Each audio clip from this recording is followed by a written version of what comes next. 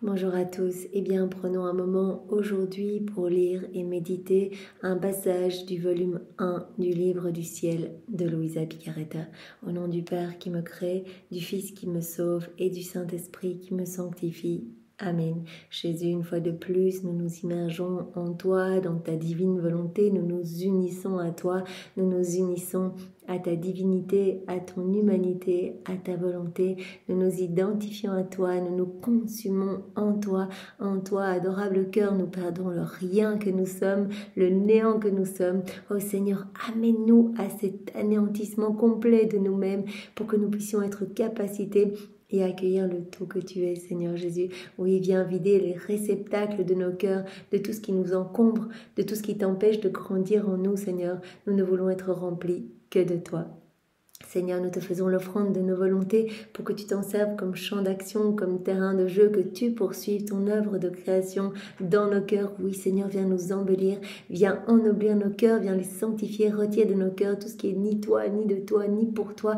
Opère ce travail en nous, Seigneur, nous t'en donnons l'autorisation et recrée en chacun de nos cœurs eh bien, cet espace nécessaire pour que ta divine volonté puisse s'y déployer, qu'elle puisse y avoir son empire, sa souveraineté, qu'elle puisse opérer et agir librement à partir de chacune de nos humanités. Seigneur, nous voulons te faire l'offrande de tout ce que nous sommes. Nous ne voulons rien garder pour nous. Nous te donnons nos misères, nos émotions, nos pensées, nos affections, nos volontés, bien sûr, sers-toi de tout comme fondation pour établir ton royaume en nos cœurs. Nous voulons être ces bons instruments entre tes mains, instruments de paix, d'amour, de justice et de miséricorde. Et nous voulons être totalement abandonnés à ce que tu veux pour nous, Seigneur, que tes plans d'amour, que tes desseins d'amour s'accomplissent pour nous et puis pour tous nos frères et sœurs. C'est ce que nous voulons, Seigneur. Nous voulons t'accueillir dans nos cœurs. Nous t'ouvrons grand les portes de ceci pour que tu puisses t'y établir définitivement avec ta maman, ton Père, l'Esprit Saint. Viens, Seigneur Jésus, sois à l'œuvre dans nos vies. Nous te remettons les commandes de celle-ci pour que ce soit toi qui agisses, que ce soit toi l'acteur de chacun de nos actes et que ceci ne soit plus des actes humains, mais que tout se fait par toi, il soit divin, éternel, rempli de l'infini. Tous ces actes, ces vies divines, t'amenant une gloire parfaite, un amour parfait, une adoration parfaite. Oui Seigneur, nous voulons vraiment par chacun de nos micro-mouvements t'apporter de la joie. Nous voulons être ces petites sources de réjouissance pour toi, ton Père, l'Esprit Saint, et puis pour tout le ciel.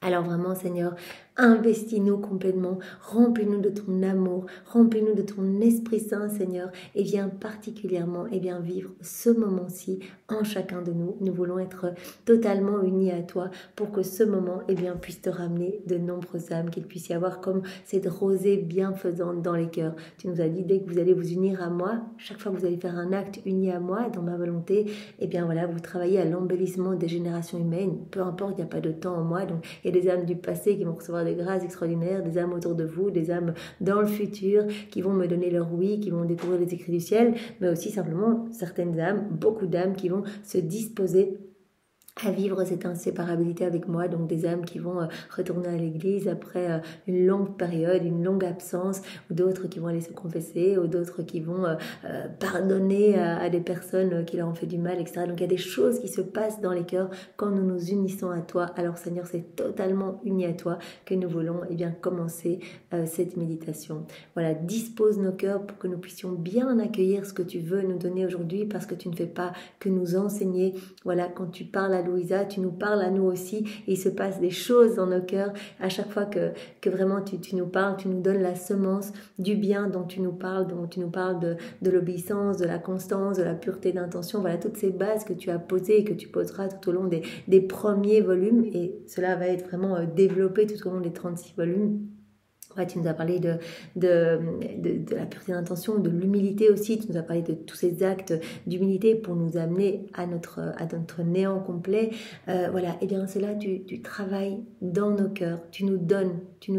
Quand tu nous parles, tu nous donnes. Et au plus nous allons lire, mâchouiller, comprendre ces vérités et les mettre en pratique quelque part, au plus c'est ta vie qui va grandir en nous, Seigneur. Alors nous te bénissons pour tous ces enseignements et tout ce que tu opères en nous.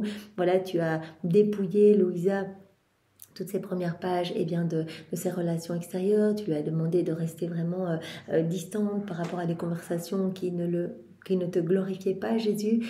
Tu l'as détachée également de ses propres pensées par rapport à ses péchés, où elle se demandait vraiment, voilà, où elle revenait toujours sur ses anciens péchés. Tu as dit, mais non, une fois que c'est confessé, c'est oublié. Tu l'as détachée par rapport aux compliments, etc., en montrant vraiment que les âmes sont volages, qu'une fois elles peuvent complimenter, et le lendemain elles peuvent être dans la critique, etc. Tu l'as dépouillé de tout. On a vu hier que tu as été jusqu'à vraiment lui demander ce détachement, cette extrême pauvreté par rapport aux choses matérielles, voilà, qu'elle ne devait rien désirer, rien ne devait sortir d'elle-même en fait, qu'elle ne devait avoir aucun soupir pour les choses d'ici-bas, qui en fait enténèbrent l'âme.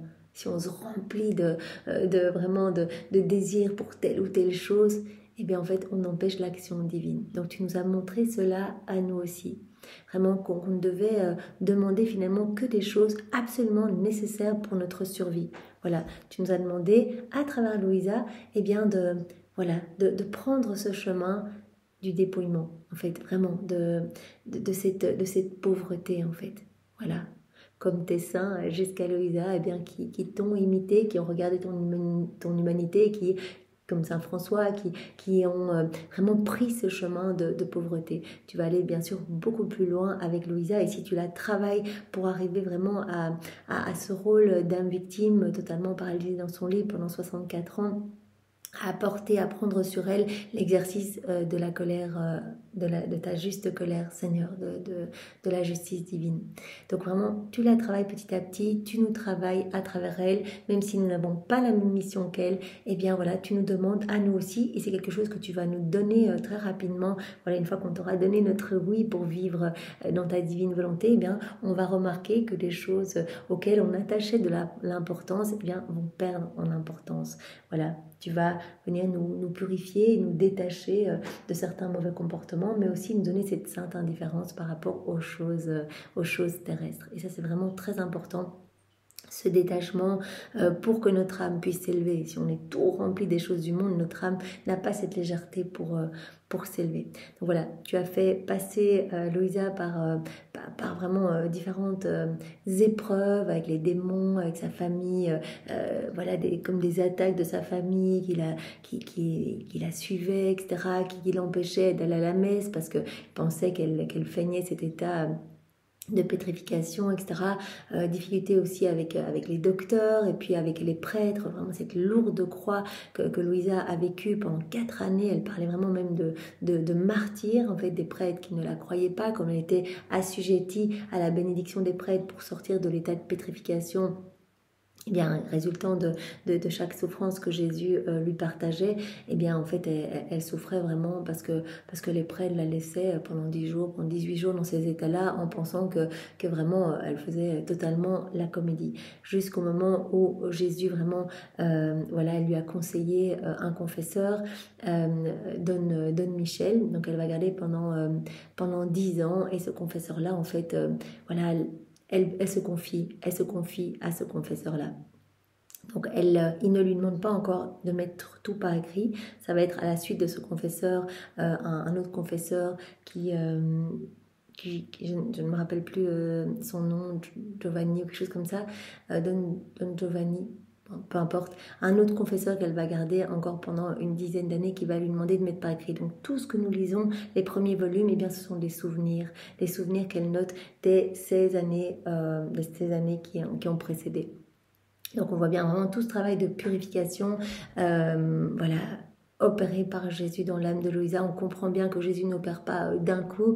Il aurait pu la mettre directement dans son lit, paralysée, etc. Mais il va progressivement. Il lui demande d'abord si elle veut être âme victime de manière occasionnelle, pour ensuite, eh bien voilà, éveiller en elle cette soif de s'unir à Jésus et de lui tenir compagnie dans ses souffrances à lui, et de prendre sur elle l'exercice de la justice divine. Donc vraiment, elle va donner son oui pour être âme victime de manière continuelle. Et alors hier, Jésus, eh bien, vraiment, elle nous a parlé du fait que quand Jésus lui partage une souffrance, chaque fois, il lui donne les grâces de force, en fait, pour pouvoir porter ses souffrances. Sinon, elle ne pourrait jamais porter cela. Elle nous l'a dit, sinon n'importe qui mourrait, en fait. C'est pas possible, c'est trop en fait, toutes ces souffrances. Et donc chaque fois, Jésus lui donne, mais se déverse même lui-même. Elle parlait de liqueur en fait, parce que c'est une présence réelle. Donc elle parlait vraiment de liqueur, Jésus qui lui donne une partie de sa propre substance, en fait, lui qui n'est qu'amour, pour qu'elle se sente remplie d'amour et qu'elle puisse vraiment porter les peines qu'il lui partage. Donc toujours, les souffrances accompagnées vraiment d'un soutien très important de Jésus. Voilà, chaque fois, comme elle en parlait, ce petit lait d'amour en fait. Vraiment, voilà. Alors aujourd'hui, Louisa va voir Jésus. Donc elle va le voir comme un jeune homme et donc elle va décrire ce qu'elle peut percevoir. Donc elle va essayer par obéissance de mettre par écrit comment elle le voit. Et puis après, elle va faire sa première expérience, donc elle va relater sa première expérience extra-corporelle, donc son âme qui se détache de son corps et Jésus qui l'emmène partout, dans les cieux, au purgatoire, etc. Donc elle va faire sa première expérience et Jésus va lui montrer vraiment la laideur des péchés humains en fait. Voilà, et particulièrement le péché d'hypocrisie. Donc vraiment, elle peut dire, je peux le dire sans crainte de me tromper, que c'est le péché qui fait souffrir le plus notre Seigneur. Donc l'hypocrisie, en fait, la fausseté. Et donc Louisa va être amenée à voir ce qui se passe dans les églises, des âmes qui ont l'air pieuses, mais finalement leurs prières sont complètement creuses, ou des prêtres, en fait, qui sont en état de péché mortel quand ils consacrent notre Seigneur, etc. Quand ils demandent à Jésus de descendre dans l'hostie. Donc vraiment, Jésus lui a partagé ses souffrances, donc on va le voir. Et puis Jésus va lui donner vraiment des consolations face à cette vision vraiment et ces souffrances vraiment importantes qu'il lui partage. Il va lui montrer des consolations aussi, des très bons prêtres, des saints prêtres qui lui amènent beaucoup de joie et des âmes pieuses qui lui amènent beaucoup de joie. Et il va vraiment lui révéler la beauté du sacrement de l'Eucharistie en fait. Voilà ce qui se passe et la consolation pour nos âmes. Vraiment, il va nous appeler à rester très attentifs, vraiment, lors de la Sainte Messe, parce que, en fait, c'est toute sa vie. C'est toute sa vie, en fait. Toute sa sainte humanité qui est reprise durant la messe, en fait, dans ce sacrifice. Et c'est vraiment une grande consolation pour nos âmes en fait, parce qu'on communie Jésus totalement ressuscité. Et donc c'est une consolation de savoir qu'on va ressusciter et que nos corps vont aussi être béatifiés dans cette gloire éternelle. Voilà, nous allons commencer par cette vision que Louisa a eue de Jésus, voilà, jeune homme de 18 ans, magnifique. Et donc elle va parler de cette beauté, bien sûr, cette beauté, c'est vraiment tout l'amour de Jésus qui rayonne de partout, de ses yeux, de ses pensées, de sa voix, etc. En fait, c'est tout cet amour, c'est Jésus qui n'est qu'amour et tout cela rayonne complètement de son humanité. Viens Esprit Saint, vraiment nous avons besoin de toi pour comprendre ces vérités qui viennent droit du ciel et pour vraiment qu'elles puissent nous travailler. Viens Esprit Saint, viens par la puissante intercession du cœur immaculé de Marie, ton épouse bien-aimée. Viens Esprit d'amour, Esprit de feu, Esprit de force, Esprit de joie. Viens, nous avons besoin de toi. Viens par la puissante intercession du cœur immaculé de Marie, ton épouse bien-aimée. Viens Esprit Saint, viens par la puissante intercession du cœur immaculé de Marie, ton épouse bien-aimée. Jésus, bien sûr, nous te demandons de nous disposer complètement. 3 mois passèrent pendant lesquels je demeurais victime permanente dans mon lit, où je recevais non seulement les peines et les souffrances que Jésus me communiquait, mais aussi sa douceur. Toujours. Jésus ne laisse jamais Louisa sans donner cette compensation d'amour et de douceur. Il ne la laisse pas dans un état de souffrance, sinon elle en mourrait. Donc toujours, il y a cette liqueur, en fait, cette amertume que Jésus lui partage, toujours une petite goutte de ce que lui souffre, en fait. Il dit, mais voilà, en fait, tu es âme victime, donc en fait, tu acceptes de me tenir compagnie dans mes peines, et moi, je peux te partager un peu de mes souffrances, mais je te donne vraiment cet immense amour pour que tu puisses porter cela. Pour cela qu'elle dit, mais en fait, j'ai toujours été résignée à sa volonté, et ça a toujours été pour moi, en fait, des douces souffrances, en fait. Vraiment des douces souffrances. 3 mois passèrent pendant lesquels je demeurais victime permanente dans mon lit, où je recevais non seulement les peines et les souffrances que Jésus me communiquait, mais aussi sa douceur. Un matin, Jésus vint à moi comme un aimable et très charmant jeune homme d'à peu près 18 ans. Ses cheveux couleur or étaient bouclés et descendaient de chaque côté de son front. D'habitude, Jésus se montre à l'âge où il enseignait, où il était avec ses apôtres, etc., où il s'est montré aussi petit bébé. Comme on l'a vu au tout début, quand elle était encore une toute petite jeune fille, et bien voilà qu'elle avait médité sur cette neuvaine préparatoire à la fête de Noël. À la fin de cette neuvaine, la veille de Noël, et bien elle a vu Jésus, tout petit bébé, tremblotant de froid face à toutes nos ingratitudes, etc. Donc voilà, la première fois qu'elle le voit vraiment en jeune homme. Ses cheveux couleur or étaient bouclés et descendaient de chaque côté de son front. Il semblait que ces boucles tissaient les pensées de son esprit jointes aux affections de son cœur. Sur son front serein et large, on pouvait voir comme à travers un cristal très clair son esprit, où sa sagesse infinie régnait dans un ordre et une paix céleste. On sent que tout est paix, on peut voir que tout est harmonie. Tout est ordre en Dieu. Mon esprit devint clair et mon cœur tranquille à la vue de ce très charmant Jésus. L'effet fut tel et mes passions si réprimées que je ne ressentais pas le moindre trouble. En voyant Jésus, en fait, voilà, on est comme ravis dans ce doux enchantement. Puisque mon âme expérimenta un si grand sentiment de paix, à seulement le voir, qu'est-ce que j'expérimenterais si je pouvais posséder sa divinité ? Je crois que Jésus ne pourrait pas se manifester dans une si grande beauté à une âme qui ne jouirait pas d'un calme parfait et d'une profonde humilité. Donc il dit vraiment, voilà, une disposition pour pouvoir jouir d'une si grande joie de le voir, eh bien c'est d'être dans la paix. Jésus ne pourrait pas se manifester à une âme toute troublée et à notre petite échelle si on veut vraiment sentir la présence de Jésus et sentir sa vie grandir en nous. Par chacun de nos actes, nous alimentons cette vie divine en nous. Eh bien, voilà, Jésus nous appelle à ne pas nous troubler, à ne pas nous préoccuper des choses ici-bas. À chaque fois qu'on se trouble, c'est comme si on quittait ses bras. Jésus souvent rappelle à Louisa, et à travers elle, c'est à nous qu'il rappelle cela. Reste calme en fait, reste calme. Dans le calme, tu vas pouvoir vraiment me ressentir. Il se retirerait si l'âme était toute troublée, il se retirerait au moindre trouble de l'âme. D'un autre côté, si une âme ressentait une paix et un calme tels qu'elle ne serait pas troublée par un désastre et une guerre féroce autour d'elle, alors non seulement Jésus se laisserait voir par elle, mais il goûterait un doux repos en elle, un repos que ne pourrait lui procurer une âme troublée. Donc voilà, le calme dans l'âme, la paix, non seulement nous est vraiment amené par Jésus, au plus Jésus va prendre de la place dans notre cœur, au plus voilà, cette paix va s'installer. C'est un des signes que l'on vit dans la divine volonté, cette paix profonde. Et en fait, dans cette paix, on laisse Jésus travailler notre cœur, en fait. Il peut prendre son doux repos en nous. Jésus nous a parlé dans les volumes ultérieurs que, en fait, sa grande joie et son grand repos, c'est de pouvoir créer en nous, c'est de pouvoir travailler en nous. Ça peut paraître un peu paradoxal, Jésus qui est au travail dans notre cœur, qui dit « je me repose dans ton cœur », parce qu'en fait, c'est son délice de créer, c'est son délice de pouvoir nous embellir continuellement. Lui, le divin architecte, le divin agriculteur, le divin potier, il peut faire de nous ce qui lui plaît. Et donc, il se repose dans ses créations. À chaque acte que l'on fait, dans sa divine volonté, il prononce son fiat créateur et quelque chose se crée en nous. Et il se repose dans les merveilles qu'il crée en nous. Il recrée son paradis en nous. Donc vraiment, Jésus va nous donner petit à petit cette paix.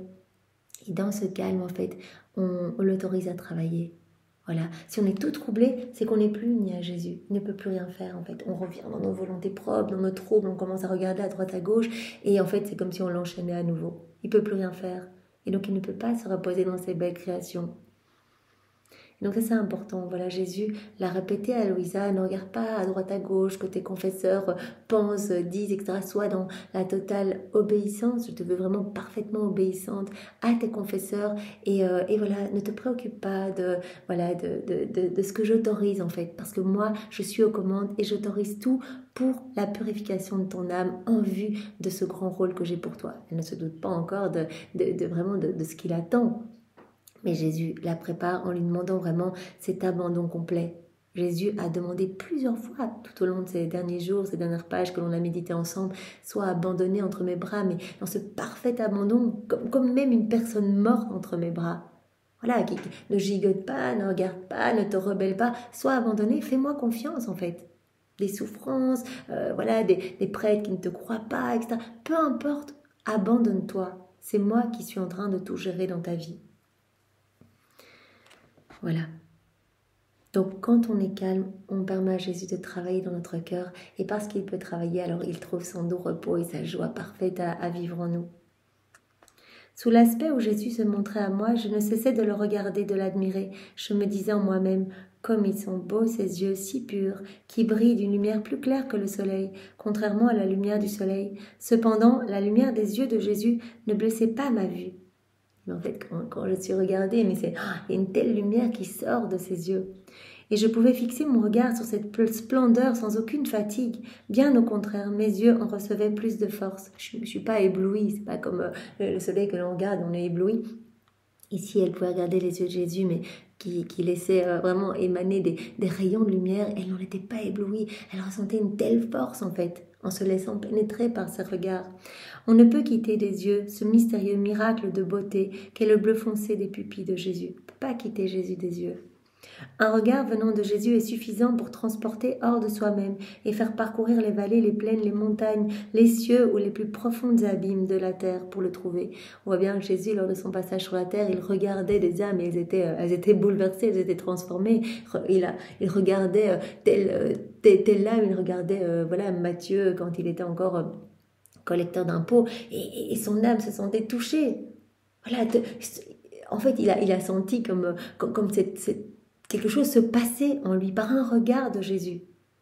Par ses regards, Jésus touchait en profondeur.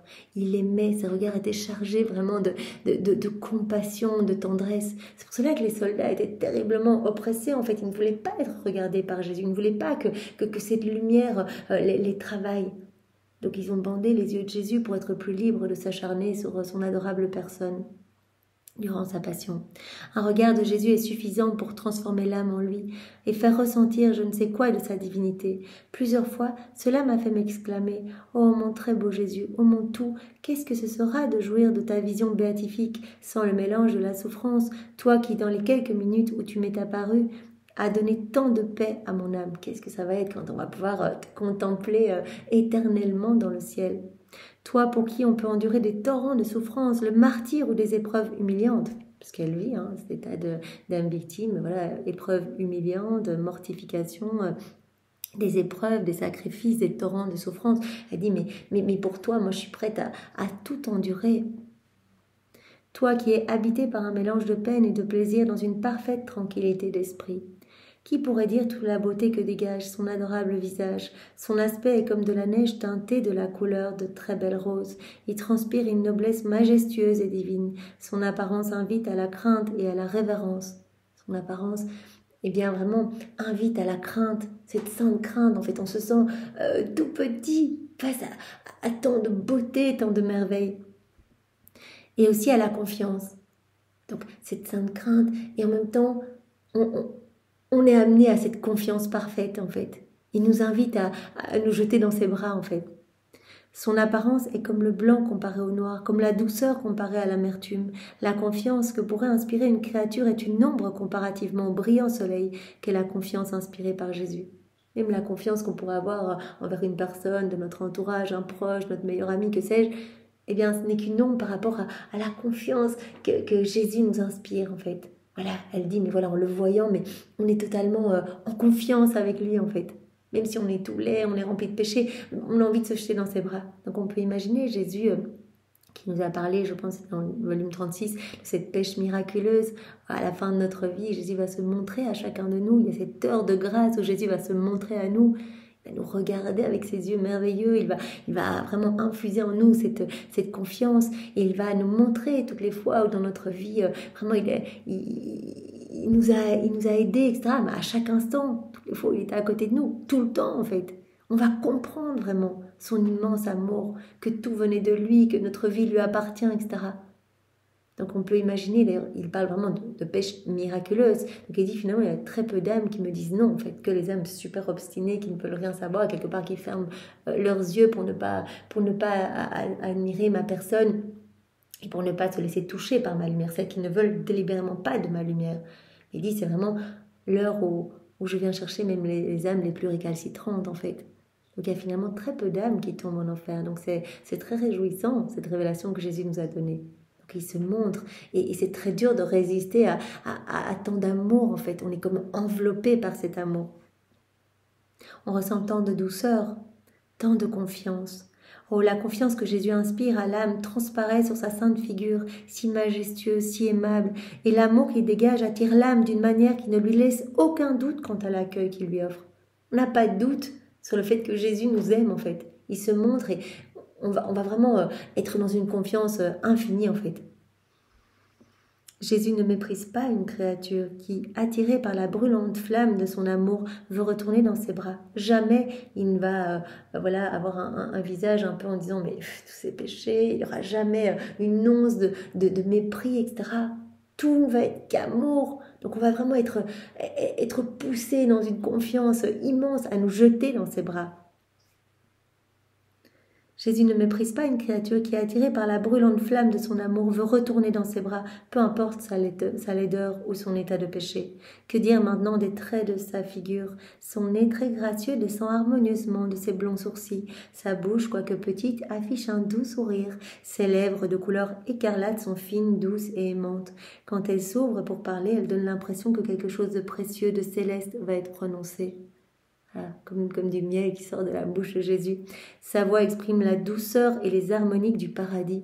Tout est mélodieux, tout est sublime. Sa voix s'impose, sa voix nous remplit, nous envahit. Sa voix exprime la douceur et les harmoniques du paradis, apte à enchanter les cœurs les plus récalcitrants. Sa voix, on peut imaginer, voilà, cette heure de grâce, Jésus va dire « mais je t'aime, viens dans mes bras ». Et sa voix va totalement nous séduire. Là, si pour les personnes qui n'auront pas eu la chance de le connaître, etc., ou qui auront donné leur nom tout au long de leur vie, eh bien, à cette heure de grâce, elles vont pouvoir se laisser séduire par cette voix et se dire, mais quel amour, en fait. Elles vont être enveloppées par cet amour. Elles ne pourront faire rien d'autre que donner leur oui. Sauf vraiment celles qui n'en veulent pas, qui se bougent les oreilles, qui ferment leurs yeux, qui disent non, non à cette lumière. La voix de mon bien-aimé pénètre avec tant de douceur qu'elle touche chaque fibre du cœur de quiconque l'entend, et en moins de temps qu'il ne faut pour le dire, elle ravit l'âme par ses accents chauds et stimulants. Elle est si plaisante que tous les plaisirs du monde sont néants comparés à un seul mot sortant de sa bouche. Tous les plaisirs du monde sont rien du tout par rapport à un mot sorti de la bouche de Jésus. Cette parole créatrice qui enchante et ravit les âmes. Tous les plaisirs du monde ne sont que simulacres comparés à sa douce voix. Cette voix est efficace et produit de grandes merveilles. Quand Jésus parle, il produit l'effet qu'il veut dans l'âme. Il parle, il produit l'effet qu'il veut dans notre âme. Voilà. Et un mot et on en est complètement transformé. Oh oui, la bouche de Jésus est radieuse. Elle est d'une beauté souveraine quand il parle. Alors peuvent être vues ses dents propres et bien proportionnées. Au cœur qui l'écoute avec affection, Jésus envoie du ciel un souffle d'amour palpitant qui darde, enflamme et consume. Souffle chaud qui nous embrase littéralement. Plus belles encore sont ses mains douces, blanches et délicates. Ses doigts clairs et transparents bougent avec dextérité et sont un véritable enchantement à voir quand il touche quelque chose. Comme tu es beau, Jésus, totalement beau, mon doux et gracieux Jésus. Pardonne-moi de si pauvrement parler de ta beauté. Ce que j'ai dit n'est rien comparé à la réalité. D'une manière gaffeuse, j'ai essayé de décrire ta beauté, que même tes anges sont indignes et incapables de décrire adéquatement. C'est par la sainte obéissance que de mon mieux je l'ai fait. Parce qu'elle est forcée d'écrire, mais sinon elle dit, mais Jésus, ça ne peut pas rendre compte de ta beauté. Et ce que je dis, c'est rien comparé à ta beauté que même les anges n'arriveraient pas à décrire.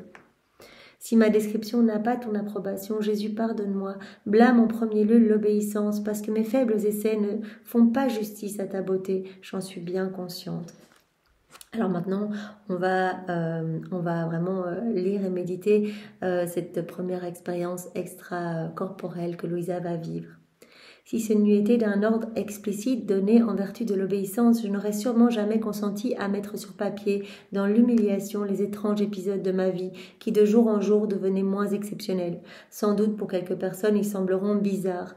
Puisque je n'ai pas le choix, je dirais que mon bien-aimé Jésus, après s'être montré à moi de la manière que j'ai précédemment si gauchement décrite, donc après s'être montré à moi, voilà, comme ce jeune homme magnifique, etc., eh bien, Jésus souffla de sa bouche une fragrance céleste qui m'envahit dans mon corps et mon âme. Il souffle sur Louisa et se sent comme envahi de ce parfum céleste.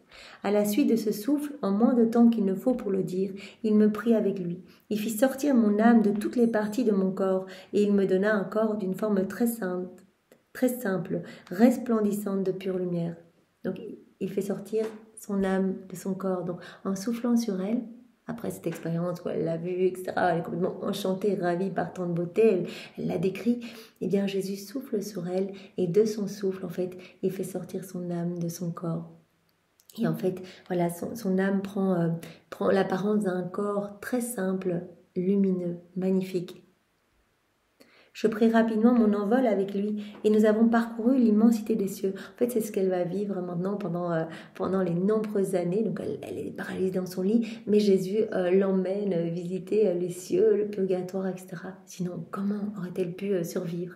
Donc, vraiment, il vient et il lui fait tout partager, en fait. Elle va pouvoir voir ses confesseurs plus tard, dans les prochains volumes.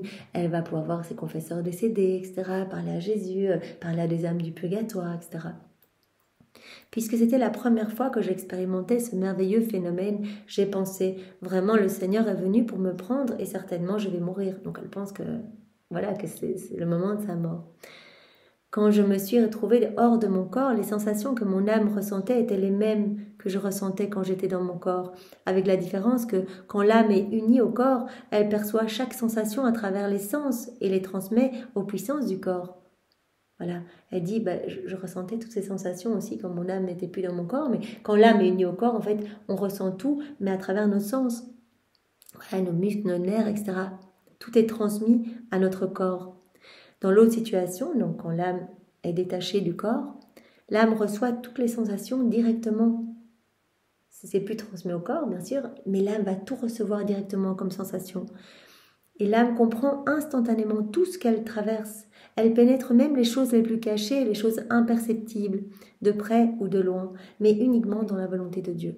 Donc vraiment, Jésus va la faire voyager en fait partout et va vraiment l'élever en fait. Elle va tout voir avec du point de vue de Dieu en fait. La première chose que mon âme ressentit quand elle quitta mon corps fut de trembler de peur en suivant l'envol de mon bien-aimé Jésus, qui me tirait continuellement derrière lui à l'aide d'une brise céleste, toujours par ce souffle divin. Il me disait, puisque tu as expérimenté de grandes souffrances quand tu étais privé de ma présence visuelle, même pendant 1 heure ou à peu près, maintenant vole avec moi. Toujours cette consolation. Voilà, elle a souffert, on l'a vu les jours précédents, voilà, quelques heures, elle avait l'impression que c'était des années entières sans Jésus. Jésus dit maintenant...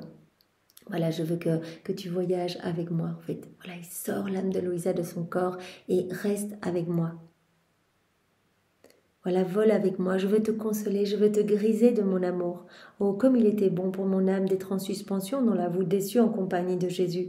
Il me semblait que j'étais appuyée sur lui, qu'il me tenait pour que je ne sois pas trop loin derrière lui.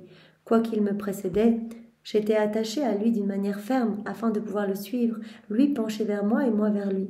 Pendant qu'il me soutenait et me tirait par son doux souffle, en fait, donc vraiment elle suit Jésus partout et vraiment elle voyage partout dans l'immensité des cieux, partout. Donc Jésus la tire par son doux souffle.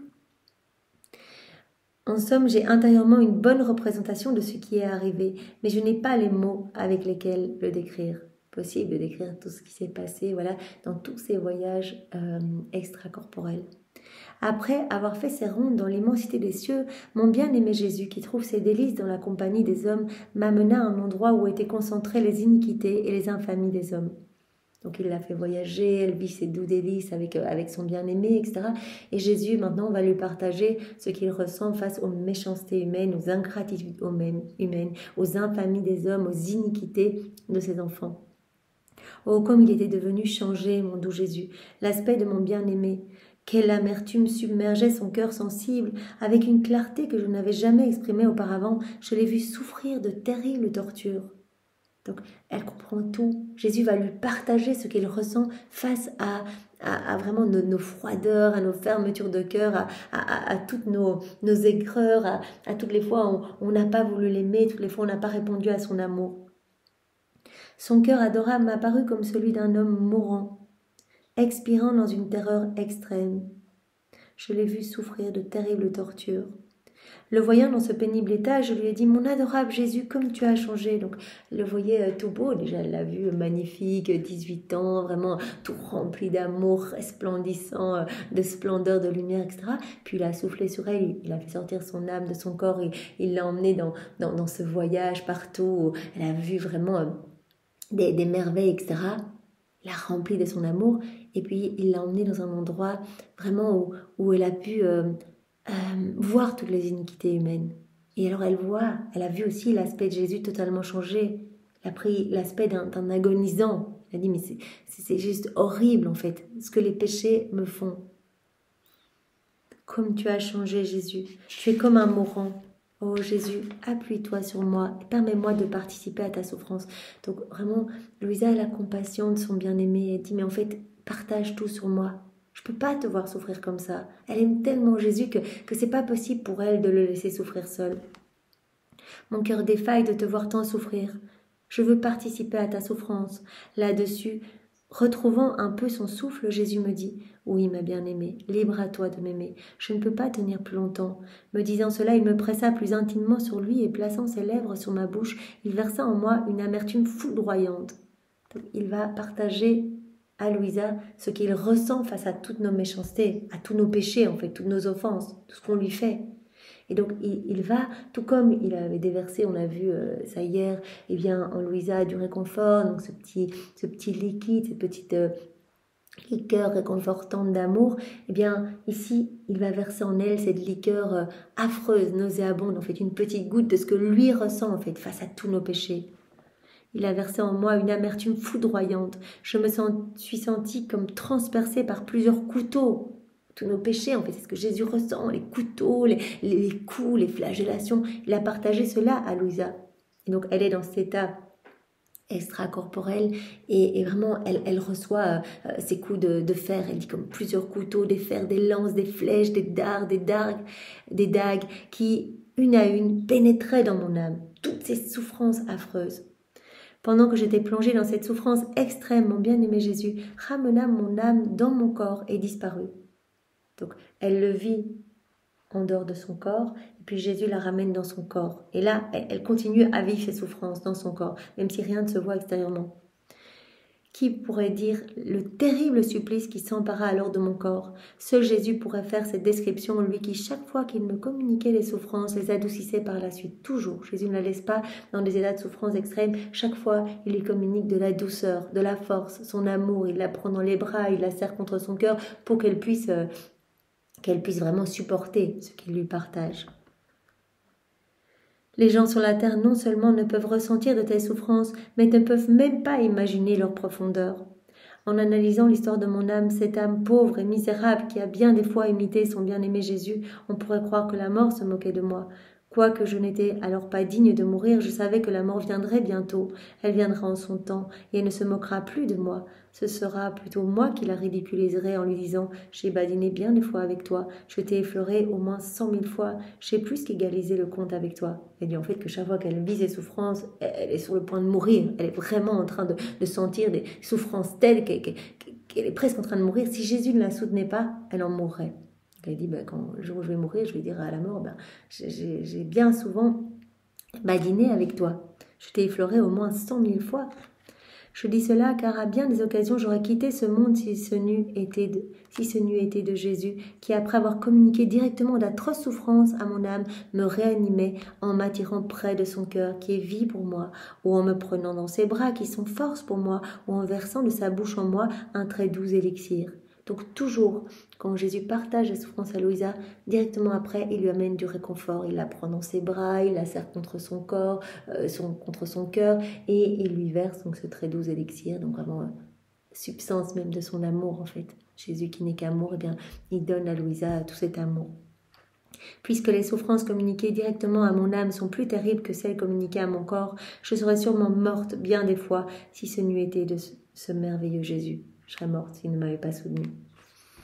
Quand Jésus voyait que j'arrivais à mes limites, c'est-à-dire que je ne pouvais plus supporter naturellement mes souffrances, il m'aidait pour ne pas que je succombe. Parfois, il le faisait directement. Parfois, il inspirait à mon confesseur de me réanimer plus rapidement. Donc, soit c'est voilà Jésus qui venait, qui lui donnait cet élixir d'amour, etc., qui la serrait dans ses bras, ou il inspirait à son confesseur de la sortir de cet état de pétrification plus rapidement.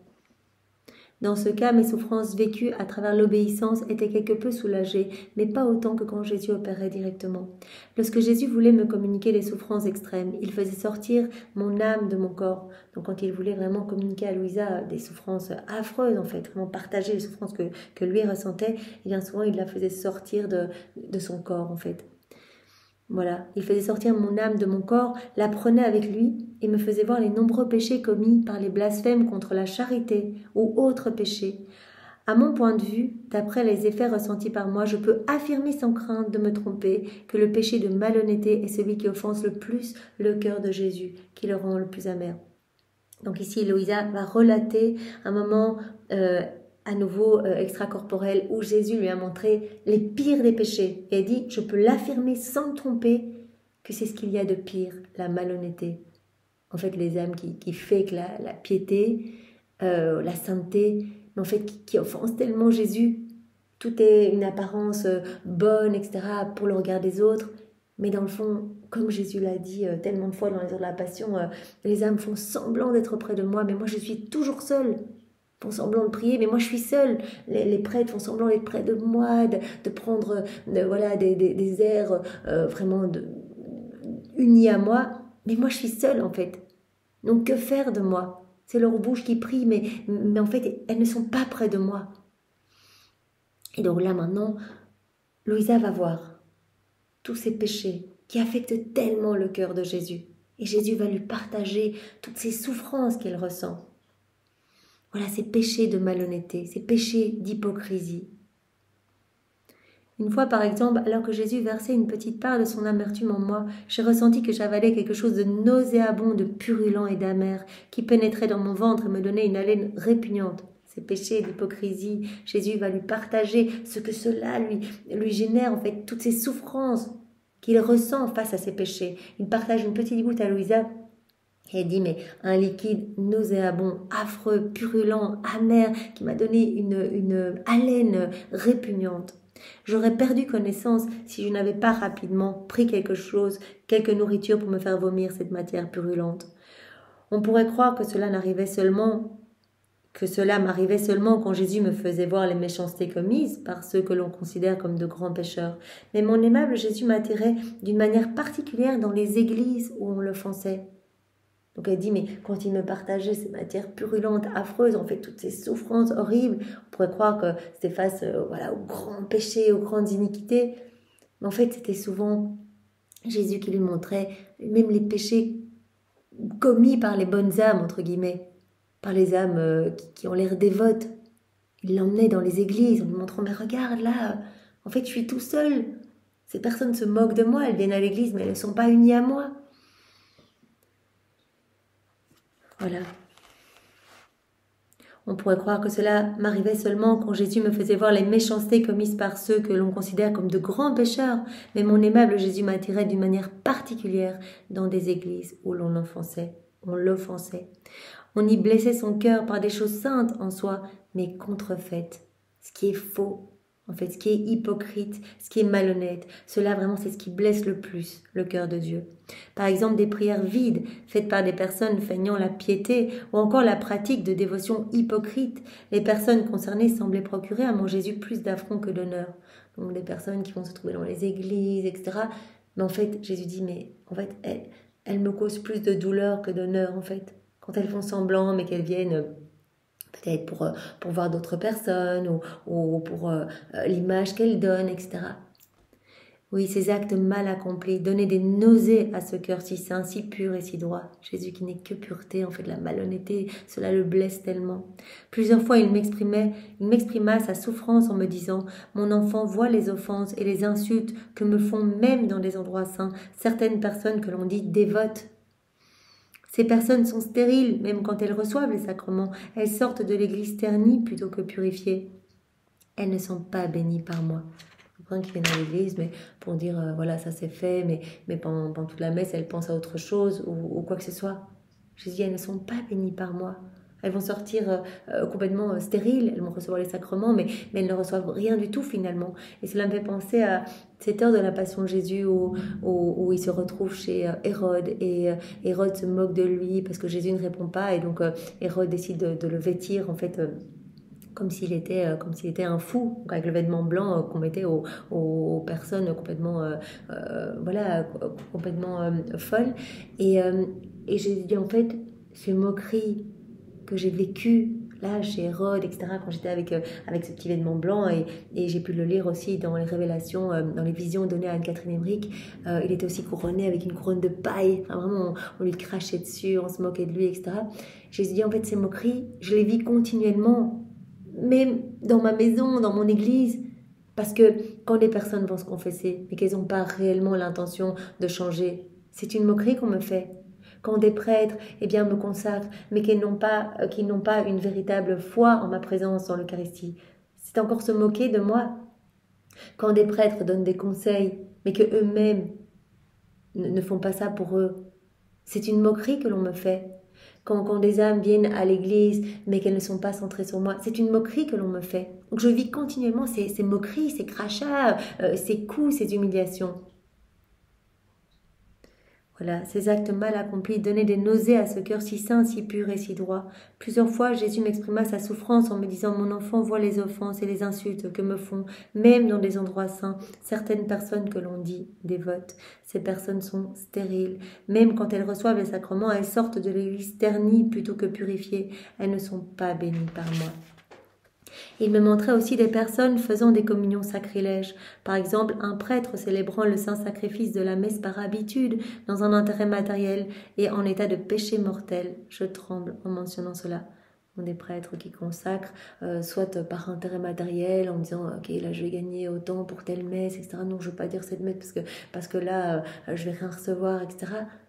Ça blesse Jésus, il se donne, c'est vraiment le sacrement d'amour. Il vit toute sa vie est reprise à chacune des messes. C'est sa vie, sa passion, sa mort, sa résurrection. Et vraiment, il est blessé quand des âmes, ses ministres, des âmes qui lui sont consacrées, voilà, le consacrent, mais voilà, dans une parfaite indifférence, ou même, comme il le dit ici, en état de péché mortel. Parfois, Jésus me montrait des scènes si blessantes pour son cœur qu'elles le faisaient presque tomber en agonie. Jésus qui délire presque, qui est totalement agonisant, titubant, en montrant des scènes affreuses, des scènes si blessantes pour son cœur. Par exemple, quand ce prêtre consomma la victime, Jésus fut forcé de quitter rapidement son cœur, tout sali par les misères spirituelles. Jésus le dit dans les 24 heures, cette heure où il s'institue dans son sacrement, il a vu à travers les siècles, en lavant les pieds de ses apôtres, il a vu tous les maux futurs de son Église. Et il s'est dit, mais en fait, quand il s'est consacré, il a vu aussi les prêtres qui allaient renouveler en fait le déicide continuellement, voilà, par des mains impures, qui allaient le consacrer, mais vraiment avec le cœur complètement ailleurs, rempli de péché, etc. Et il dit, mais moi j'attends comme un petit agneau, j'attends à nouveau ma mort en fait. Et c'est pour ça que Louisa lui disait, mais Jésus, quand tu te trouveras dans de telles mains, appelle-moi et moi, je t'inviterai dans mon cœur pour que tu puisses t'y reposer, que tu puisses trouver de l'amour. Je suis toujours là pour toi, Seigneur. Et quand tu seras dans mon cœur, nous prierons ensemble pour tes ministres, pour qu'ils deviennent vraiment de dignes âmes, te servant et te ramenant des âmes. Et au moment où, par les paroles puissantes de la consécration, Jésus allait être amené à descendre du ciel pour s'incarner dans l'hostie, il était dégoûté par l'hostie non encore consacrée, parce qu'elle était retenue, parce qu'elle était tenue par des mains impures et sacrilèges. Cependant, sans broncher par l'autorité qui lui était donnée par Dieu, ce prêtre faisait descendre Jésus dans l'hostie. Donc Louisa, elle peut voir des scènes où des prêtres sont en état de péché mortel et font descendre Jésus dans l'hostie. Et Jésus, il est dégoûté par ses mains, en fait, ses mains sanguinaires. Il dit, mais voilà, je descends parce que j'en ai fait la promesse.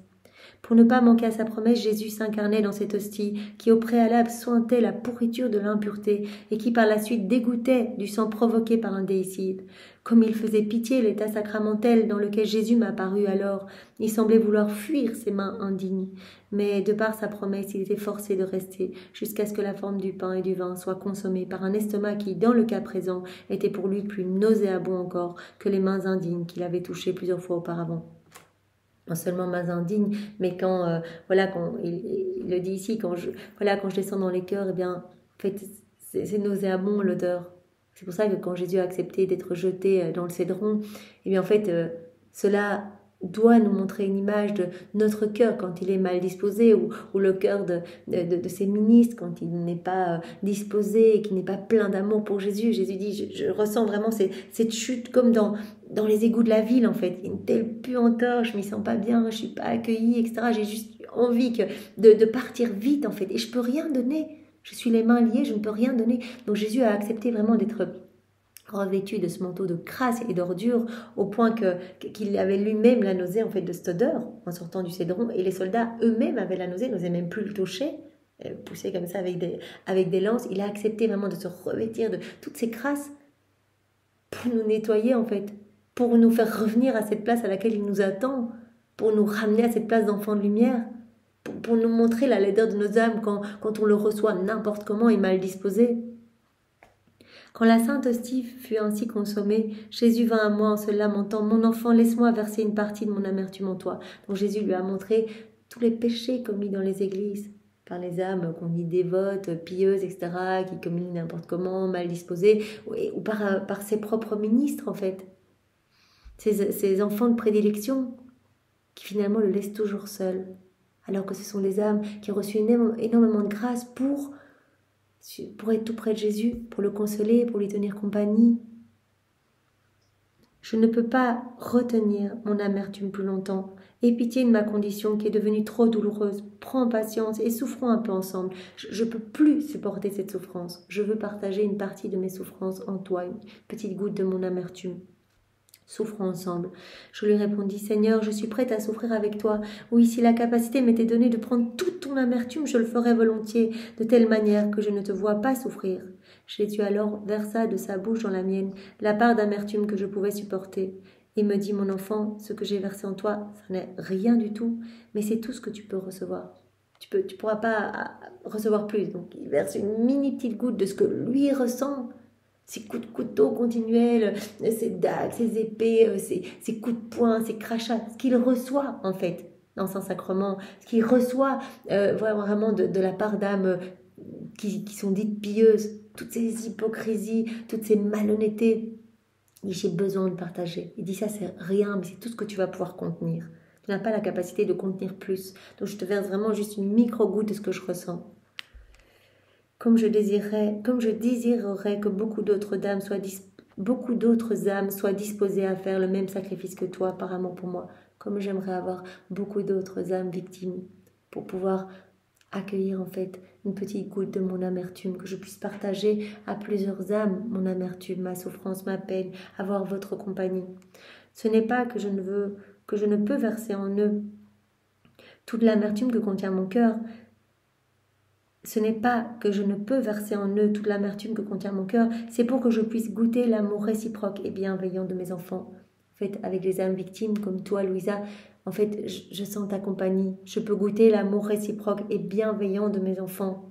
Je vois que tu es prise de compassion pour moi, que tu veux me soutenir. Les mots ne peuvent pas exprimer l'amertume que Jésus versa en moi. Donc, une micro-goutte et Louisa est totalement anéantie.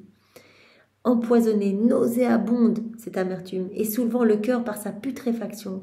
Même si je faisais tout pour la garder, mon estomac refusait de l'accepter. Une forte impulsion la faisait remonter à ma gorge. Mais à cause de mon amour pour Jésus et avec le soutien de sa grâce, je ne l'ai pas rejeté. Donc vraiment, cette lutte pour garder ce que Jésus lui a partagé.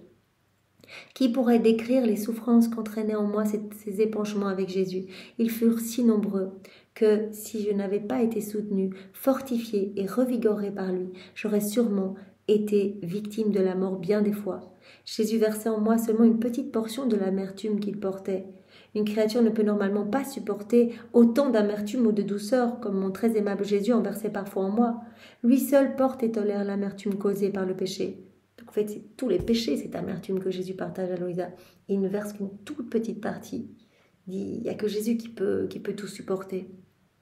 J'ai toujours eu cette opinion. Le péché est laid et destructif. Si toutes les créatures ressentaient et reconnaissaient l'effet empoisonné et amer du péché, elles éviteraient le péché comme s'il était un monstre horrible émergeant de l'enfer. Si on pouvait réaliser la laideur du péché, combien cela blesse le cœur de Dieu. Voilà, on n'a qu'à se visualiser, mais vraiment, cette puanteur, ce liquide, en fait, cette amertume nauséabonde, ce sont nos péchés qui détruisent complètement, qui font mal à Jésus. Et déjà, une petite goutte, ça rend complètement malade, Louisa. Eh bien, qu'on puisse vraiment garder en tête. Voilà, parfois, on commet des péchés, on a l'impression qu'on se dit, oh, c'est pas grand-chose. Non, tous nos péchés affectent le cœur de Dieu, le blessent. Si l'obéissance me fit décrire certaines scènes pénibles que mon toujours aimable Jésus me faisait vivre pour que je puisse participer à ses souffrances, je ne peux pas passer sous silence qu'il me fit aussi voir des scènes consolantes qui séduisaient mon cœur. Donc voilà, après lui avoir partagé son amertume, fait voir ces scènes de souffrance énormes, donc tout ça de manière extra-corporelle, donc vraiment il balade l'âme de Louisa partout. Il lui montre ces lieux justement où les âmes sont totalement dans la malhonnêteté et en fait finalement ont des apparences de sainteté, mais derrière ça sont complètement éloignées de Jésus.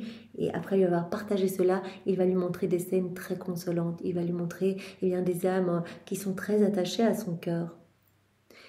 Il me fit voir aussi des scènes consolantes qui séduisaient mon cœur. De temps à autre, il me permettait de voir de bons et saints prêtres qui, avec une ferveur et humilité, célébraient les mystères de la foi. Quand je voyais ces scènes, j'étais très souvent inspirée de dire à mon bien-aimé Jésus, avec mon cœur tout rempli d'affection, comme il est élevé, grand, excellent et sublime, le ministère du prêtre, auquel il est donné cette noble dignité de non seulement s'affairer autour de toi, mais de t'immoler à ton Père éternel comme victime de réconciliation, d'amour et de paix. Comme il est beau ce ministère, comme ce prêtre est vraiment, fait ça bien de t'immoler à ton Père comme victime de réconciliation, d'amour et de paix. Donc Jésus lui montre aussi de saints prêtres magnifiques. J'étais consolée quand je regardais seul ou aux côtés de Jésus un saint prêtre célébrer la messe. Voilà, donc Jésus lui donne cette consolation de voir aussi de bons prêtres en fait, de bonnes âmes qui l'accueillent avec amour ou ces ministres qui vraiment le consacrent avec une ferveur et un amour énorme. Avec Jésus en lui, le célébrant me paraissait comme un homme transformé. Il m'apparaissait même comme si ce fût Jésus lui-même qui célébrait le sacrifice divin à sa place. Donc c'est ce que Jésus a montré à une voyante, Catalina Rivas. On en a déjà parlé à plusieurs reprises. Donc elle a pu voir ce qui se passait pendant la messe et donc elle a vu au moment de la consécration qu'en fait c'était Jésus qui se consacrait lui-même, que le prêtre devenait tout lumineux en fait. C'est Jésus qui se consacre lui-même. C'est ce que Louisa voit également.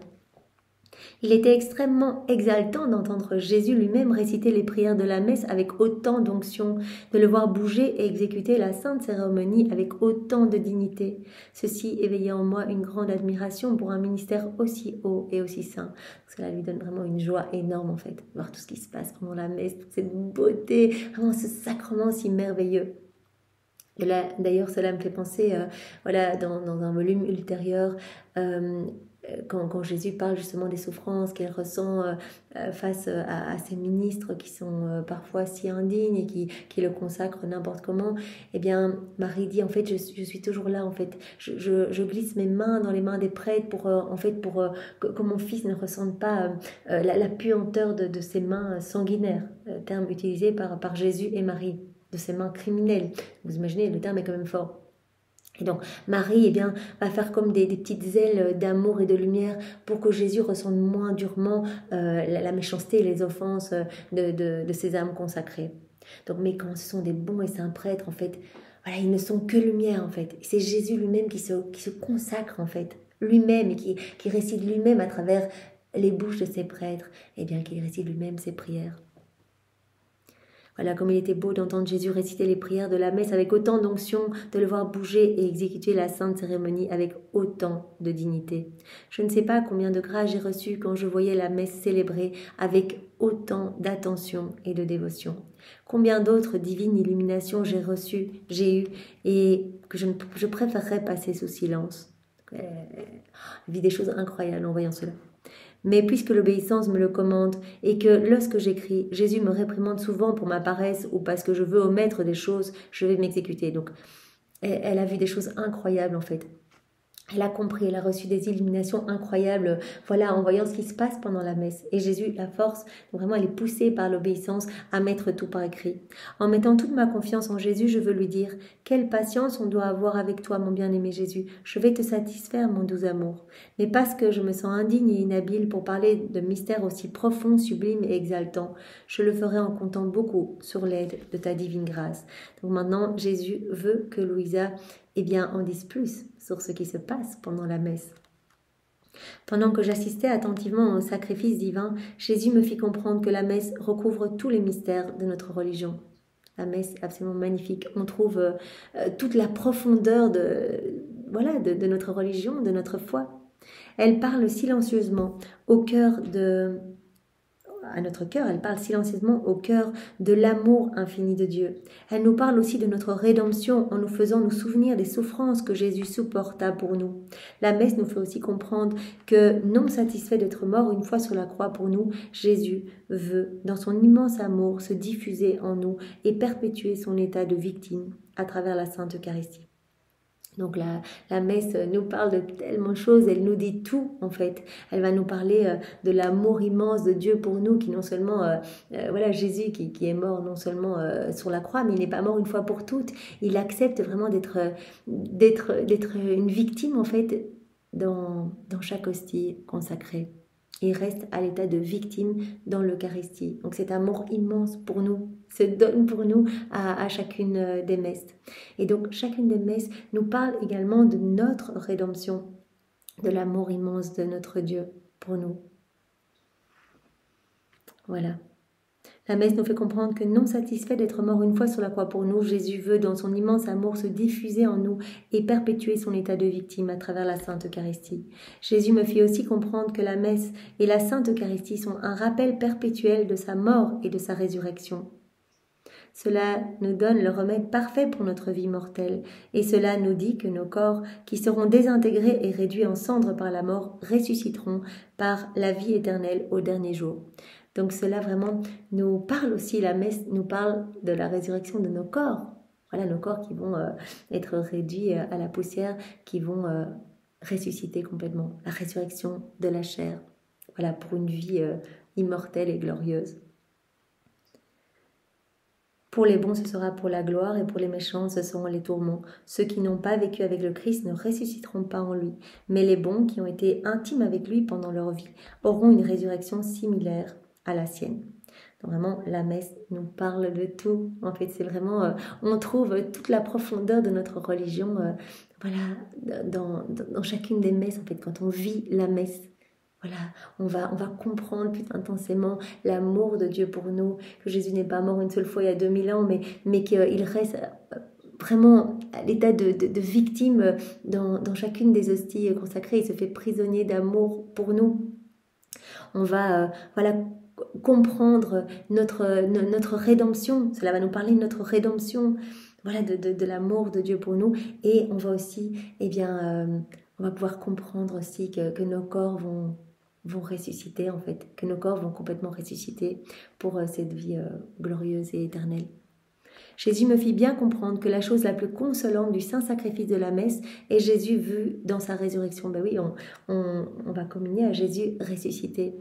Et Jésus dit, c'est ce qu'il y a de plus consolant en fait. Vraiment, essayez de vivre intensément la messe et vous allez comprendre vraiment que vous êtes tous appelés à la résurrection. Cela est supérieur à n'importe quel autre mystère de notre sainte religion. Au même titre que sa passion et sa mort, sa résurrection est renouvelée mystiquement sur nos autels quand la messe est célébrée. Tout est renouvelé vraiment sur les autels en fait, au moment où la messe est célébrée. Toute la vie de Jésus, toute sa passion, sa mort, sa résurrection, tout est renouvelé à chacune des messes. Sous le voile du pain sacramentel, Jésus se donne lui-même aux communiants pour être leur compagnon au long du pèlerinage de leur vie mortelle. Par le moyen de la grâce provenant du sein de la Sainte Trinité, il donne la vie qui dure toujours à ceux qui participent corps et âme au sacrement de l'Eucharistie. On va recevoir toutes les forces. La force nécessaire pour notre pèlerinage ici-bas. Ces mystères sont si profonds que nous ne pourrons les comprendre entièrement que dans notre vie immortelle. Cependant, dès maintenant, dans le sacrement, Jésus nous donne de plusieurs manières, presque tangiblement, un avant-goût de ce qu'il nous donnera dans le ciel. Là, on va avoir vraiment sa présence réelle pendant 15 minutes, le temps que les espèces soient consommées. C'est 15 minutes où Jésus est véritablement en nous. Alors on le sait, bien sûr, on va l'apprendre par la suite avec les volumes ultérieurs, que dans la divine volonté, en fait, chaque acte est une hostie, en fait. Voilà. 10 hosties dans le ciboire, 10 actes, c'est la même chose. On fait un acte, Jésus prononce la parole de la consécration sur notre âme. Jésus dit, dans la divine volonté, vous pourriez continuellement rester la bouche ouverte, en fait, vous communiez à chaque seconde, chaque respiration. Voilà, c'est moi qui vis en vous. Mais donc, c'est vraiment voilà, magnifique. Et si on va à la messe, Jésus nous dit, en fait, c'est aussi pour réparer. Vous venez en fait pour me tenir compagnie. Vous venez pour me recevoir dans la divine volonté en fait, pour me laisser me communier en vous et pour réparer pour toutes les communions qui sont faites de manière sacrilège, etc. Jésus nous a dit dans les volumes ultérieurs que en fait tout ce qu'on fait dans la divine volonté, on lui offre la réparation complète. Eh bien on lui offre la gloire que les autres auraient dû lui donner si tous les actes avaient été accomplis dans la divine volonté. Donc je prie dans la divine volonté, je vais réparer pour toutes les prières qui n'apportent pas de la gloire à Dieu, toutes les prières qui sont vides, qui sont voilà, remplies de méfiance, etc. Je mange dans la divine volonté, je vais réparer pour toutes les âmes qui mangent sans penser à leur Créateur, sans remercier, ou qui commettent des péchés de louzonnerie ou des péchés de gourmandise, etc. Je marche dans la divine volonté, je vais réparer pour tous les pas qui marchent à des fins mauvaises ou qui ne marchent pas vers leur Créateur, qui ne s'attachent pas au pas de Jésus. Donc à chaque fois, on répare. Donc quand je vais à la messe dans la divine volonté, que je vis cette messe dans la divine volonté, je me prosterne en rentrant dans l'église, je me prosterne au nom de tous et je répare pour tous ceux qui commettent des actes irrévérencieux, qui arrivent dans les églises et qui sont là pour prendre des photos, qui ne pensent absolument pas vraiment à cette présence et qui ne remercient pas, qui ne louent pas. Quand je vais recevoir Jésus, c'est lui-même qui va se recevoir en moi. Et donc je vais réparer pour toutes les communions sacrilèges ou voilà toutes ces souffrances dont Jésus a montré cette amertume que cela lui causait à Louisa. Donc voilà toutes les hypocrisies, les malhonnêtetés, etc. Donc on va réparer en allant à la messe et en vivant la messe dans la divine volonté. Mais Jésus dit, quand vous faites vos actes, vous cuisinez, vous mangez, vous buvez, vous marchez, vous respirez, vous dormez, même vos besoins usuels, vos besoins naturels, eh bien chaque acte, c'est moi qui le fais en vous. Chaque acte est vraiment une hostie. Donc ça c'est vraiment, c'est incroyable. Donc Jésus nous parle vraiment de la beauté en fait de ce sacrement. Voilà, la beauté de ce sacrement où durant la messe en fait nous pouvons comprendre toute la vie de Jésus. Voilà, tout est vécu à chacune des messes. Toute la vie de Jésus, sa passion, sa mort et sa résurrection. Donc nous comprenons aussi que nous sommes appelés, à ressusciter. Donc après notre mort, et bien sûr à aller nous unir à notre Père dans le ciel, mais aussi la résurrection de nos corps. Non seulement nos âmes, mais nos corps aussi vont être béatifiés dans ce contentement éternel. Voilà. La messe nous dispose à la méditation sur la vie, la passion, la mort et la résurrection de Jésus. L'humanité du Christ, à travers les vicissitudes de sa vie terrestre, s'est réalisée en 33 années. Mais dans la messe, mystiquement, et dans une brève période de temps, une petite messe de semaine, d'une demi-heure, elle est renouvelée. Toute l'humanité de Jésus, toute sa vie, chacun de ses actes, ses mouvements, ses paroles, les miracles, les prêches, sa passion, sa mort, sa résurrection, tout est renouvelé pendant le temps de la messe. Elle est renouvelée dans l'état d'anéantissement des espèces sacramentelles. Voilà, tout est renouvelé. Voilà, au moment de la consécration. C'est tellement beau. Ces espèces contiennent Jésus dans l'état de victime de paix et d'amour propitiatoire jusqu'au moment où elles sont consommées par un humain. Après cette consommation, la présence sacramentelle de Jésus n'existe plus dans le cœur. Jésus retourne dans le sein de son Père exactement comme il le fit quand il ressuscita des morts. Donc Jésus va rester un quart d'heure dans notre cœur. Donc souvent, voilà, il nous en a parlé dans les volumes ultérieurs. Il nous a dit, mais quelle souffrance, en fait, je reste là un quart d'heure, j'attends que l'âme me parle, que l'âme m'aime, me donne de l'amour, etc. Et souvent, elle est en train de penser à son repas après, où elle récite des prières pleines de méfiance, etc. Et donc, je souffre, parce que moi, je voudrais donner, je suis les bras chargés de cadeaux. Chaque sacrement, je suis là à vouloir inonder l'âme de grâce, mais je ne peux le faire. Et donc, je suis contraint, et ça, c'est vraiment quelque chose de bouleversant que Jésus nous a révélé, je suis contraint de m'en aller quand les espèces sont consommées. Donc, après 15 minutes, je suis contraint de m'en aller en laissant uniquement la trace de mes larmes, en fait, dans ces cœurs qui n'ont pas accueilli mes grâces.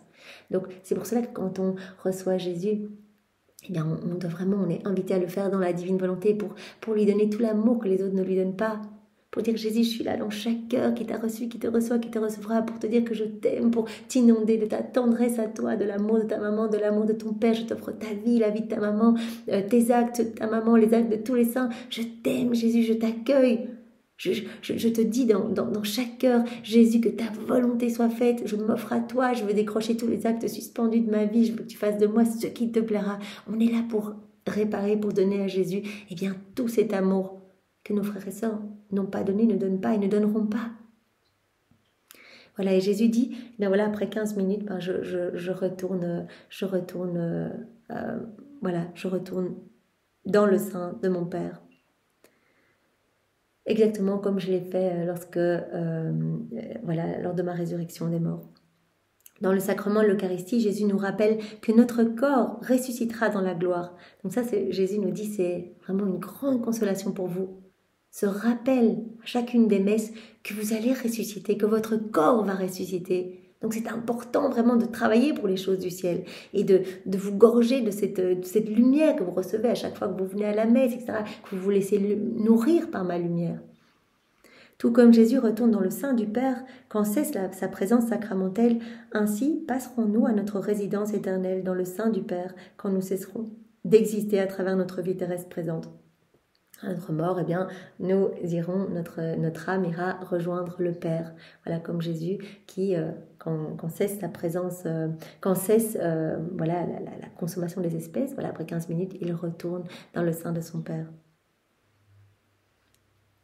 Voilà, notre corps, à l'instar de la présence sacramentelle de Jésus, après la consommation de l'hostie, semblera ne plus exister. Comme l'hostie, voilà, n'est plus là, on l'a digéré, etc. Eh bien, notre corps aussi, après notre mort, va se décomposer, donc se désintégrera, etc. Mais Jésus dit, voilà, vous devez vraiment garder cette consolation que vous allez vivre, cette résurrection des corps. Notre corps, à l'instar de la présence sacramentelle de Jésus après la communion de l'hostie, semblera ne plus exister, mais au jour de la résurrection universelle, par un très grand miracle de la toute-puissance divine, il reprendra vie, uni à notre âme, il jouira de la béatitude éternelle de Dieu. D'autres, au contraire, s'en iront loin de Dieu pour souffrir d'atroces et éternels tourments. Le sacrifice de la messe produit des effets merveilleux, limpides et lumineux. Pourquoi donc les chrétiens en profitent si peu? Qu'elle peut voir les effets, en fait, les effets de lumière, en fait, combien l'âme peut retirer des bienfaits à vivre la messe, en fait, cette sainte messe, et vraiment à recevoir Jésus, à l'accueillir, etc., mais de manière bien disposée. Comme c'est lumineux, combien cela produit des effets merveilleux, limpides sur l'âme qui est bien disposée.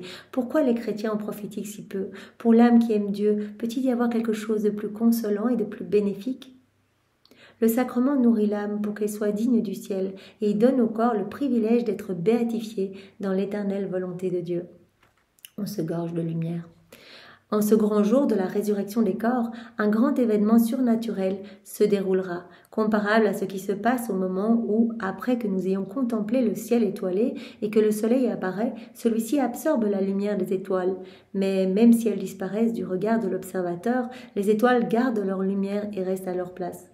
Donc, Louisa dit ici, au moment de la résurrection des corps, il se passera comme le phénomène quand le soleil se lève, eh bien, on ne voit plus les étoiles. C'est comme si la lumière du soleil avait absorbé la lumière des étoiles, mais pourtant elles sont encore là et elles sont bien là. Voilà, le soleil apparaît et celui-ci absorbe la lumière des étoiles. Même si elles disparaissent du regard de l'observateur, elles gardent leur lumière, elles restent à leur place. Elles sont juste absorbées par la lumière du soleil. Et donc, c'est ce qui va se passer. La lumière, c'est Jésus qui représente tout au long des 36 volumes sa divine volonté qui est représentée par ce soleil divin. Eh bien, Jésus, le soleil de la justice divine, eh bien, nous absorbera en lui complètement. Nous absorbera et bien que nous resterons totalement distincts, mais nous serons absorbés en lui. Semblables à des étoiles, les âmes réunies pour le jugement universel dans la vallée de Josaphat seront capables de voir les autres âmes. La lumière acquise et communiquée par le très saint sacrifice et le sacrement d'amour sera visible dans chaque âme. Voilà, donc chaque fois qu'on s'unit à Jésus, eh bien, notre âme se gorge de plus de lumière. Ça, on le sait, en fait, c'est cette vie d'amour qui va grandir en nous. On va recevoir de plus en plus de lumière. Donc vous imaginez, à chaque fois qu'on fait un acte dans la divine volonté, Jésus dit, en fait, c'est comme si vous me receviez, en fait. À chaque acte que vous faites, vous êtes complètement saint. Vous recevez tous les sacrements d'un coup, tous les effets des sacrements. Enfin, vous êtes parfait, en fait. Vous recevez tous les fruits des sacrements, etc. Donc vous imaginez, à chaque acte qu'on fait, on devient un peu plus lumière, beauté. On ressemble davantage à Jésus. On le laisse grandir en nous. C'est sa lumière qui rejaillit de notre humanité. Mais quand Jésus, le soleil de justice, se présentera, il absorbera en lui toutes les âmes saintes. Il leur permettra de toujours exister pour nager dans les immenses mers des attributs divins. Qu'adviendra-t-il des âmes privées de cette lumière divine? Si je voulais répondre à cette question, je pourrais écrire bien longtemps. Si le Seigneur le veut, je réserverai cette question pour une autre occasion. Je pourrais vraiment parler de la lumière que l'on reçoit à chaque fois qu'on vient recevoir Jésus dans l'Eucharistie, combien cela transforme notre âme quand on est bien disposé. Et donc nous, on le sait, à travers la suite des écrits, on sait qu'à chaque fois qu'on va faire nos actes du quotidien, eh bien on va acquérir davantage de lumière également. Je pourrais en parler tellement, mais je vais m'arrêter ici. Jésus me fit comprendre que les corps qui seront réunis à leur âme resplendissante de lumière seront éternellement unis à Dieu. Mais les âmes qui n'auront pas de lumière, parce qu'elles ne voulaient pas participer au saint sacrifice et au sacrement d'amour, seront jetées dans les profondeurs des ténèbres. Et cela me fait penser plus tard, dans un des volumes, Louisa a l'occasion de parler avec une âme dévote. Ça devait être une âme, une religieuse, quelque chose comme ça, au purgatoire. Et en fait, celle-ci lui dit, mais en fait... moi, si je suis ici au purgatoire, c'est parce que plusieurs fois durant ma vie, eh bien, j'ai refusé d'aller à la messe en fait. Enfin, j'ai cherché des excuses pour ne pas y aller. Et en fait, ça c'est une offense énorme en fait. C'est vraiment une offense que l'on fait à l'amour de Dieu. Jésus qui se donne complètement à nous. On a vu que que c'est toute sa vie en fait. Il se trouve dans ce sacrement de l'Eucharistie, sa vie, sa passion, sa mort, sa résurrection. Et en fait, c'est une grave offense. C'est comme un rejet de son amour, en fait, de ne pas vouloir aller à la messe. Et donc, elle expliquait que, toutes ces fois où elle avait trouvé des excuses pour ne pas y aller, en fait, c'était vraiment quelque chose qui avait blessé très fort le cœur de Dieu. Et donc, elle devait passer de longs moments au purgatoire pour expier ces offenses très fortes qu'elle avait fait à Dieu. Donc toutes les fois on est invité donc à la messe, Jésus vient nous gorger de lui en fait, nous remplit de sa lumière. Et donc il nous appelle vraiment à être bien disposés pour ne pas offenser son amour. Vraiment, il veut tant nous donner. Les âmes qui n'auront pas de lumière parce qu'elles ne voulaient pas participer au saint sacrifice et au sacrement d'amour seront jetées dans les profondeurs des ténèbres. Où elles devront refaire tous ces moments au purgatoire. Et vraiment gardons en tête que rejeter ce sacrement d'amour, en fait, c'est rejeter Jésus lui-même, en fait. Il se donne complètement à nous. C'est tellement magnifique ce qui se passe, en fait, pendant la messe. Il y a tous les saints, tous les anges. Padre Pio le disait lui-même, en fait, si les âmes voyaient ce qui se passe à la messe, eh bien, il faudrait vraiment des policiers à l'entrée de chaque église pour gérer les émeutes, parce que tout le monde voudrait y être tout le temps, en fait. C'est tellement sublime. On court dans tous les lieux de pèlerinage, voilà, des apparitions mariales, pour essayer de recevoir des grâces de Marie, etc. Mais Marie, elle est à chacune des messes. Ça, on le sait, par les révélations de Catalina Rivas, elle se trouve derrière le prêtre, elle est là. Et comme on l'a vu aussi dans les écrits du ciel, voilà, elle enveloppe les mains du prêtre pour accueillir son fils. Et elle se trouve en chacun de nous aussi quand on a reçu Jésus pour lui donner ce qu'on lui donne mal. Toutes les fois on l'offense, ou on le fait pleurer parce qu'on pense à autre chose. Marie, elle est là pour consoler Jésus. Donc c'est vraiment, c'est incroyable et tellement beau ce qui se passe à la messe. Et d'autant plus, nous le savons, voilà, si nous vivons tout dans la divine volonté, on peut vraiment offrir de la réparation à Jésus, le consoler. Voilà, si nous entendons des personnes en train de papoter après la communion ou d'être distraits dans la file, on l'a vu dans cette heure de la Passion où Jésus dit « je souffre » en fait. Louisa, elle a vu Jésus recouvert de toutes les insignes de sa passion dans l'Eucharistie, avec des couronnes d'épines, les épines dans ses yeux. Il a dit, mais c'est toutes les fois où les âmes viennent me recevoir et leurs pensées sont ailleurs, ou les épines dans mes yeux, et c'est toutes les fois où les âmes ne me regardent pas, elles viennent me recevoir et elles regardent ailleurs. Et elles nous privent l'un l'autre de ces regards chargés d'amour. Donc vraiment, soyons attentifs quand nous allons recevoir Jésus. Regardons-le, quand nous allons l'adorer, regardons-le. Adorons-le, on peut dire vraiment Jésus, je m'unis à toi, je m'unis à ta divinité, à ton humanité, à ta volonté, je veux te tenir compagnie, être près de toi. Et je répare pour tous ces regards fuyants, Seigneur. Et donc, elle a pu voir aussi Jésus, mais avec des clous dans ses mains, pour tous les actes inconvenants qui se font dans les églises, les comportements inappropriés, les tenues indécentes, etc. Tout ce qui se passe, les mariages qui se font dans les églises, et puis il y a des personnes qui n'ont pas du tout l'habitude d'aller dans les églises et qui viennent communier, mais vraiment avec des tenues qui vraiment blessent la pureté de Dieu. Et donc Jésus dit, je souffre en fait, mes oreilles sont aussi plus molestées que durant ma passion. Vous imaginez, durant la passion de Jésus, on lui crachait dessus, on criait, la foule entière lui hurlait des insultes, etc. Et il dit, mais dans l'Eucharistie, mes oreilles souffrent plus que durant ma passion. Tellement les prières sont mal faites, que les âmes ne sont pas du tout unies à moi. Donc on peut vraiment aller pour réparer. Jésus, je répare là, je communie au nom de tous. C'est au nom de tous que je t'accueille. Jésus, comment tu te sens dans mon cœur? Sainte Thérèse, bien, parlait à Jésus, elle le recevait. Elle disait, mais mon petit Jésus chéri, de quoi tu as besoin? Qu'est-ce que je peux faire pour toi? Est-ce que tu n'as pas froid dans mon cœur? Je t'aime, Jésus. Restons vraiment absorbés et unis à Jésus, vraiment. Voilà, c'est tellement magnifique ce qui se passe et vraiment on peut lui donner ce que nos frères et sœurs ne lui donnent pas. À cause de leur ingratitude volontairement commise contre le grand donateur, ces âmes deviendront des esclaves de Lucifer. Voilà, pour les âmes qui ont rejeté toute leur vie et jusqu'à la dernière minute, qui ont même rejeté la présence de Jésus, parce que Jésus va se montrer, et bien voilà, elles auront choisi elles-mêmes de se détacher du cœur de Dieu pour aller se perdre. Elles seront éternellement tourmentées par de terrifiants remords. Donc voilà, Jésus, tu nous as montré que l'Eucharistie vraiment nous parle en fait, nous parle de ton amour immense pour nous parle de tes souffrances et nous parle de notre rédemption, nous donne cette grande consolation que notre âme, mais aussi nos âmes, mais aussi nos corps vont être béatifiés dans un contentement éternel. En fait, tu nous parles vraiment de la résurrection de nos corps. Donc c'est vraiment, c'est magnifique, Seigneur. Eh bien, donne-nous cette grâce de pouvoir être unis à toi continuellement, dans nos quotidiens, et de pouvoir aller réparer tous les jours si nous le pouvons. Nous sommes tous invités au banquet des noces. Eh bien, allons-y et honorons notre Seigneur et remercions-le. Soyons dans cette louange pour tant d'amour qui se déploie à chaque instant pour chacun de nous. Merci Seigneur, et pour te remercier, eh bien, nous t'offrons les baisers de ta maman, nous t'offrons sa tendresse, ses caresses, nous t'enveloppons dans son manteau céleste, nous t'offrons ton propre amour que tu as placé dans l'œuvre de la création, dans l'œuvre de la rédemption, dans tous les sacrements. Nous t'offrons l'amour de ton Père, l'amour du Saint-Esprit. Nous t'offrons tous les actes d'amour qui ont été accomplis dans une volonté humaine, mais que nous refaisons dans ta divine volonté, donc tous les chapels, les rosaires, les mortifications, les jeûnes, etc. On récapitule tout pour tout te donner et te donner toute la gloire que ces actes t'auraient donné s'ils avaient été accomplis unis à toi, Seigneur, dans ton saint vouloir.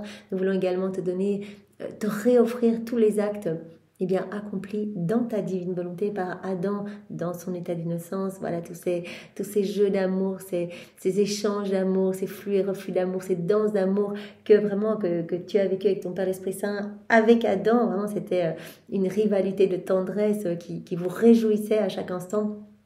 Et on vous réoffre tout ça, on vous réoffre également voilà, tous les actes accomplis par Louisa, par Maman Marie et par toutes les âmes à la suite de Louisa. Bien sûr, les actes accomplis par Louisa dans ta sainte volonté, Seigneur. Merci, Seigneur. Vraiment, sois béni éternellement. Nous t'aimons, nous sommes complètement à toi. Garde-nous vraiment enchaînés à ton divin cœur, que rien ni personne ne puisse nous détacher de toi et que vraiment il n'y ait même pas un souffle d'écart entre nous.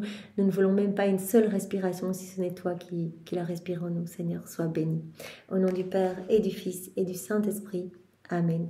Passez une belle journée. Soyez tous bénis dans la divine volonté de Jésus. Au revoir.